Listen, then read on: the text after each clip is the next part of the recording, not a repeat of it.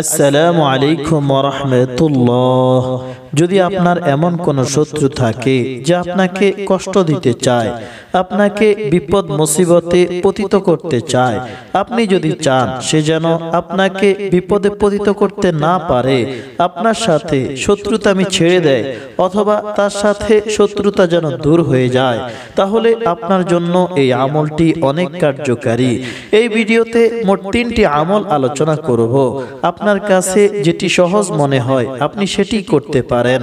প্রথমে একটি দোয়া আলোচনা করব। দুশমন থেকে বাঁচার জন্য এই দোয়াটি সর্বদা পড়তে থাকুন। আপনার ওযু থাকুক অথবা না থাকুক, ওযু অবস্থায় এবং ওযু ছাড়া এবং গণনা ছাড়া এবং কোনো ধরনের শর্ত ব্যতীত এই দোয়াটি সর্বদা পড়তে থাকুন। চলাফেরায়, উঠা বসায় সব সময় এই দোয়াটি পড়তে থাকুন। দোয়াটি শুরু করার সময় একবার বিসমিল্লাহির রহমানির রহিম পড়ুন।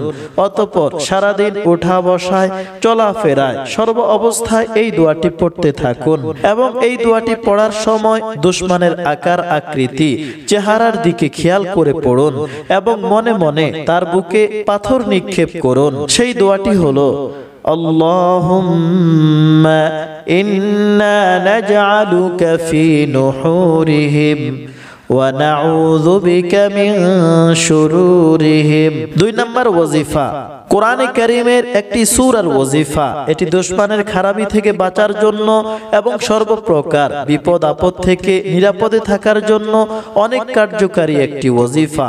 শত্রু থেকে নিরাপদে থাকার জন্য এবং সর্বপ্রকার বিপদ আপদ থেকে বাঁচার জন্য প্রত্যেক দিন ফজরের নামাজের পরে এবং মাগরিবের নামাজের পরে এই আমলটি করবেন।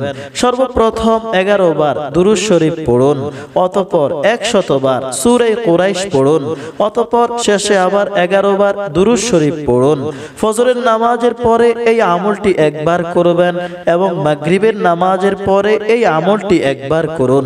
ইনশাআল্লাহ সর্বপ্রকার বিপদ আপদ, বালা মুসিবত এবং দুশমন থেকে নিরাপদে থাকবেন। দুশমন থেকে বাঁচার জন্য 3 নম্বর আমল, ছোট্ট একটি ইস্তেগফার এবং ছোট্ট একটি সূরার আমল।